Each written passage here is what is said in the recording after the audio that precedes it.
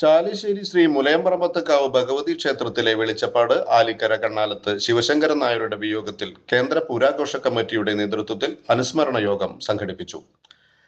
ഞായറാഴ്ച വൈകിട്ട് ക്ഷേത്ര മൈതാനത്ത് മുൻ ഗുരുവായൂർ മേൽശാന്തി കാപ്ര അച്യുതൻ നമ്പൂതിരി ദീപം തെളിയിച്ച് യോഗം ഉദ്ഘാടനം ചെയ്തു. ചടങ്ങിൽ കേന്ദ്ര പുരാഘോഷ കമ്മിറ്റി തയ്യാറാക്കിയ വെളിച്ചപ്പാടിന്റെ ചിത്രം കാപ്ര അച്യുതൻ നമ്പൂതിരി പ്രകാശനം ചെയ്ത് ശിവശങ്കരൻ നായരുടെ മകൻ പ്രസാദിന് കൈമാറി. പ്രിയൻ പോർക്കുളം വെളിച്ചപ്പാടിനെ കുറിച്ച് എഴുതിയ കവിതയുടെ പ്രകാശനവും ചടങ്ങിൽ നടന്നു.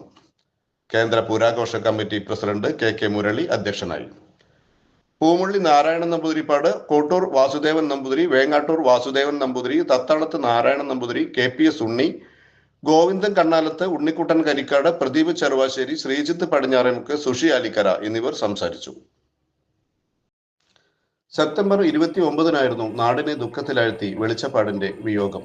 5 പതിറ്റാണ്ട് കാലം മുലയമ്പറമ്പത്ത് ഭഗവതി ക്ഷേത്രത്തിലെ കോമരം എന്ന പദവിയിലിരുന്ന ശിവശങ്കരൻ നായർ തിരുവായുധവും ചിലമ്പും ദേവീ സന്നിധിയിൽ സമർപ്പിച്ച് പദവി ഒഴിഞ്ഞതിന് പിറ്റേ ദിവസം വിട ചൊല്ലിയത് ഭക്തരിലും നാട്ടുകാരിലും അത്ഭുതവും വേദനയും ഉണ്ടാക്കി.